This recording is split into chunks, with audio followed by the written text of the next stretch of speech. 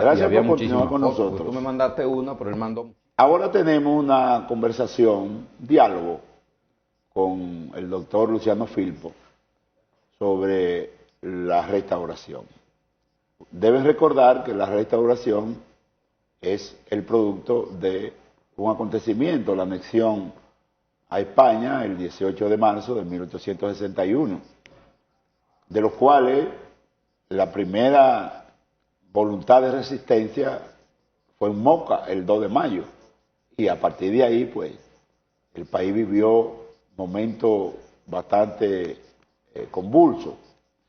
Luciano, ¿cómo está todo? Buenos días, Luis, y buenos días a los amigos televidentes de Puntos de Referencia. ¿Estamos bueno, bien? ¿Cuál fue el sentido de la restauración?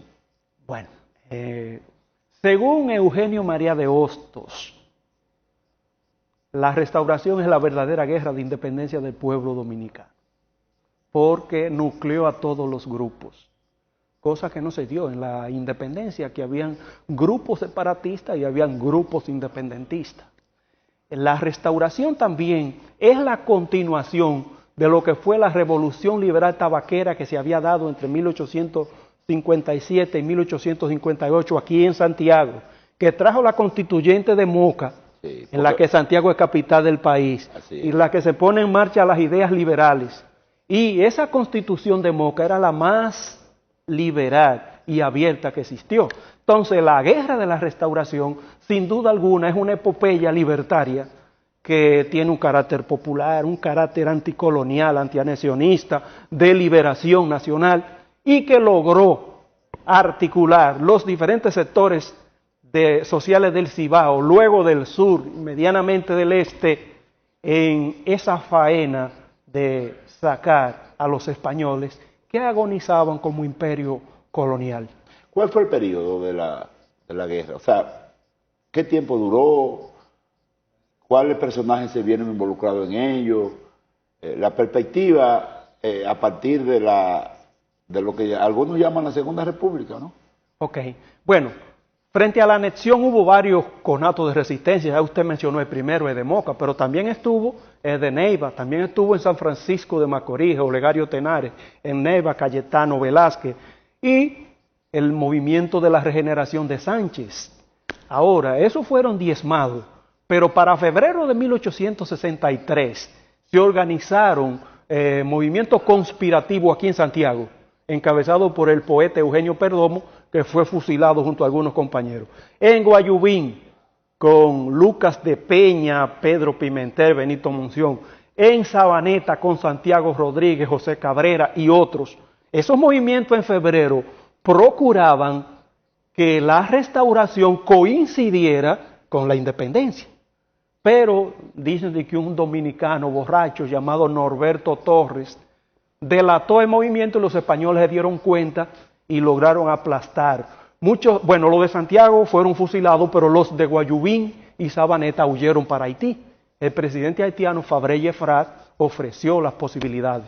Entonces, formalmente, la guerra se inicia el 16 de agosto con un evento simbólico.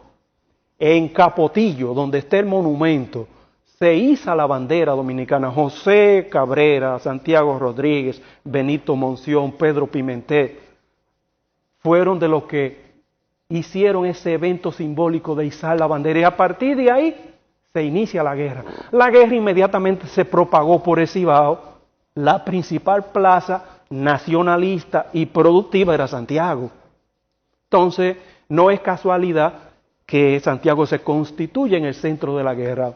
Queremos reconocerle, los hermanos de Sabaneta y de Guayubín dicen que ellos son la cuna de la guerra de la restauración. La historiadora María Filomena González Canalda también dice que la línea noroeste ha sido el epicentro de esas luchas libertarias. Entonces la guerra se inició el 16 de agosto, pero en Santiago hubo eventos bélicos determinantes entre el 6 de septiembre y el 13 de septiembre. Se produce el incendio de Santiago, la batalla de Santiago, con la que se logra expulsar a los españoles. Ahí aparece la figura de Gaspar Polanco, que es la que promueve la estrategia de incendiar para sacar a los españoles. Con relación a la pregunta de los líderes, hay historiadores que tienen visiones diferentes. Por ejemplo, Hugo Tolentino Dick, en su libro Biografía Política de Gregorio Luperón, y muchos historiadores entienden que esta es la figura cimera. Para Pedro María Chambó, historiador de finales del siglo XIX y principios del XX, sostiene que Gaspar Polanco, Santiago Rodríguez, es la figura cimera que hizo el levantamiento de Sabaneta, que huyó para Haití y que produjo el grito de Capotillo. Por su lado, el profesor Juan Bosch, en su libro La Guerra de la Restauración, dice que es Gaspar Polanco, que es el que incendió a Santiago para sacar a los españoles. Pero según Bosch, Gaspar Polanco era negro, era analfabeto y se le atribuía también haber promovido el fusilamiento de Pepillo Salcedo, el primer presidente restaurador, por lo que se les regatean sus cualidades como líder. Pero en sentido global, grosso modo, la mayoría de la historiografía concluye que Luperón es la figura fundamental que trasciende el proceso restaurador, porque posteriormente sigue combatiendo a Báez, sigue promoviendo a los intelectuales y nunca mostró esas ambiciones de poder, ejerció el poder de manera provisional. Es decir, que para Luperón el poder en sí no era su meta, sino fortalecer las ideas libertarias, el pensamiento nacionalista y la modernidad de la sociedad dominicana. ¿Había partidos? En el momento de la restauración no, pero después emergen. ¿Cuáles eran esos partidos? Bueno, el Partido Azul, me imagino. El Partido Azul se hace representar por los liberales, la gente de aquí del Cibao, y el Partido Rojo, encabezado por Buenaventura Báez, la gente del sur. Sí, o sea que los partidos después de la restauración surgieron y lo asociaron con colores. Ajá. Eso es, podríamos decir que ahí es que nace el partidismo dominicano, a partir del triunfo de la guerra restauradora. En alguna medida, aunque por ejemplo Juan Isidro Jiménez Grullón, haciendo un análisis de esto en su texto Sociología Política Dominicana, dice que estos no eran partidos propiamente, aunque la mayoría de historiadores lo plantean como tal. Grullón dice que estos no eran partidos propiamente, se articulaban simplemente en torno a un caudillo, pero no había principio, no había objetivo, más que el patrimonialismo de accesar al Estado para controlarlo. Bueno, la verdad es que si nos llevamos a las concepciones clásicas del partidismo político, no se le podría llamar partido político, pero se le llama de alguna manera para ubicar estructuralmente la vocación de poder de los diferentes caudillos que expresaban a través de esos agrupamientos su voluntad, no solamente de tener el poder, sino también de la lucha que se daba entre los diversos modalidades caudillescas en la que la República estaba en ese momento en preparación. Eso definiría el futuro de la República Dominicana, por lo menos del siglo XIX. Fueron grupos frágiles.